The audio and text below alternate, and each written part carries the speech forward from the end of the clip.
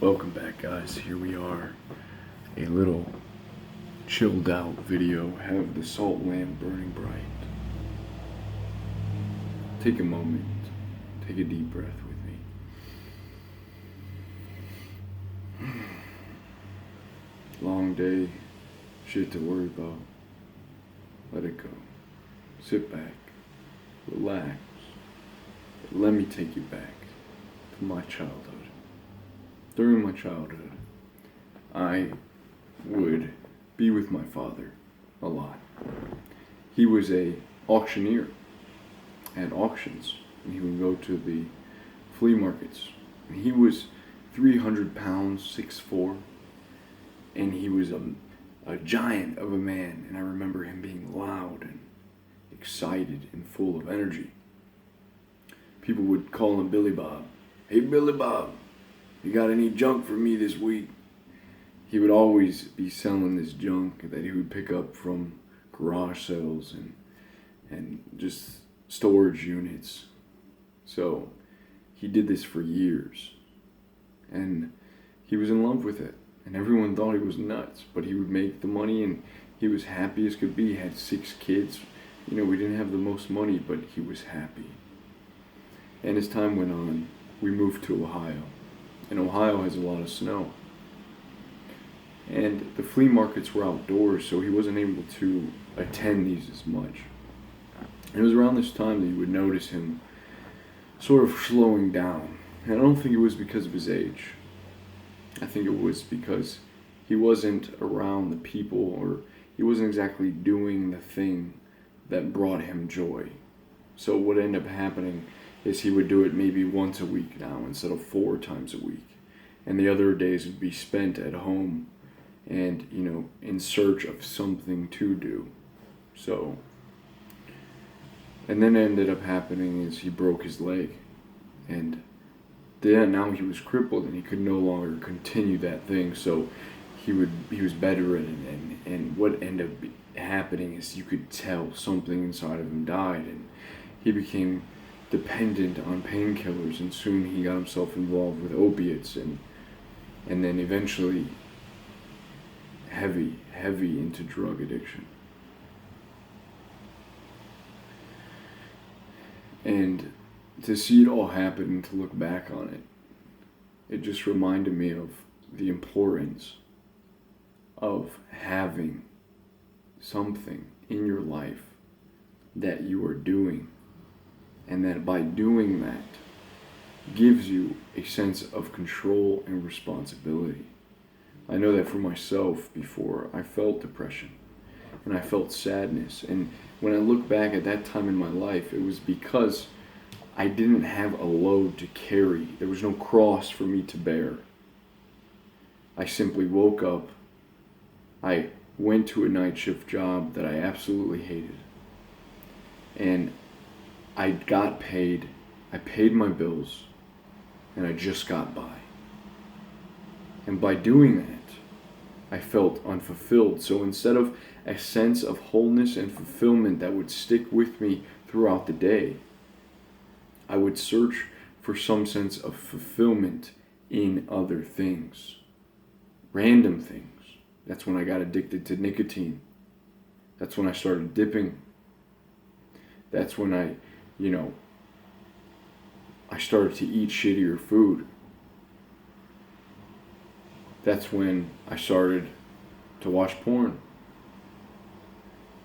That's when I stopped caring. And I realized that if I wanted to do something, if I didn't do something, then I was going to continue like this. What had happened to my sense of purpose? Why was it so hard to find? And so, more than ever, I do believe is that if it's hard for men to find something that seems worthwhile, but you have to. And it is up to you guys. I know a lot of you right now, you've been messaging me. I've been getting these messages quite often about, Elisha, I'm sad. I'm depressed. I wake up for school at 5:30 in the morning. I have no energy. I don't know what to do. It's like do something. Do something that outweighs the pain. That gives some meaning to your life. One of the reasons that bodybuilding, that people say working out gives you confidence. It's not that the changing of your body is makes you more confident. That's not the only reason. The reason is that now you have control, finally, over something in your life. Over this temple of yours. You can sculpt it. Where before you didn't even know. You didn't know how, if you needed a little bit more upper chest or pecs, you could make that happen. And so you begin to get excited about that sense of control in your life. You go on a journey to see how far you can go. So that gives your life meaning. And so what I found is that if I go on without any meaning, I will fall into traps of simple pleasures wherever. And it is until I decide and I make up to take responsibility in my life, even if I have to make it up. Make it up. Monk mode. Make it up. Find the responsibility to develop yourself. To have a sense of control and see where your body can literally grow to. Find it in books, in furthering your knowledge. Find it in the bodybuilding. Find it in the sense of mastery that you get from learning a new skill. Find it in trying to build something worthwhile. Giving yourself to other people and to the world and sharing what you know. Not hoarding it in. And it's a hard thing to do. It's hard, and a lot of times it seems meaningless.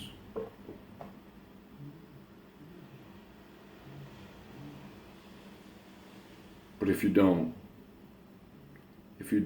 and there are few that can, I think part of spirituality is being okay with the suffering. Like Viktor Frankl in Man's Search for Meaning. I mean, he went into the concentration camps where there was nothing but suffering, and he kept going anyways. Right, so there will be times in your life where you are bored and you're not necessarily giving your gifts to the world and leaving this impact or creating something beautiful. And you have to be okay with that. But I think the devil, he's waiting there in, not the devil that we think of, this evil devil that's in control of hell, but just the ability to go insane because you're not aiming for anything in your life. You're just sort of treading water, just alive, just existing, rotting away. That's when nothing matters, but everything starts to matter. That's when the anxieties start to weigh down on you. That's when the depression starts to hit and fill your head. That's when the sadness creeps up. You start getting really dark thoughts. And so the pursuit of,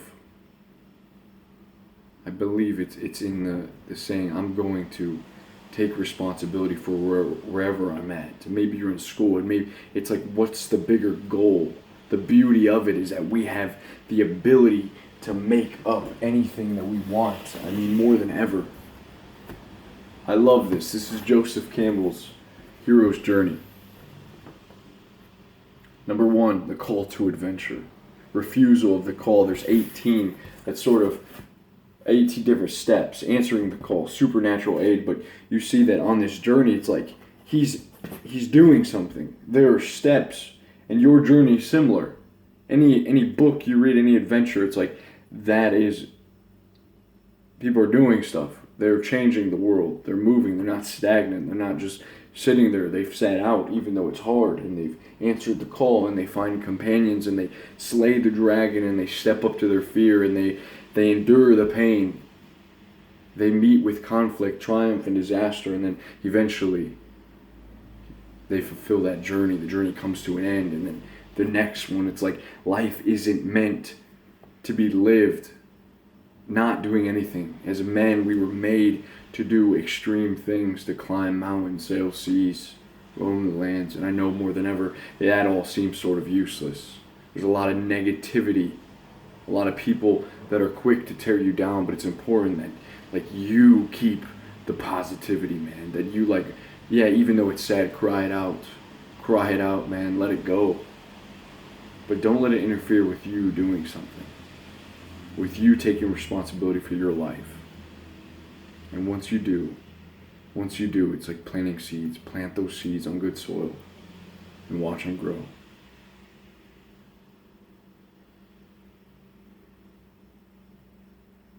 See you guys soon.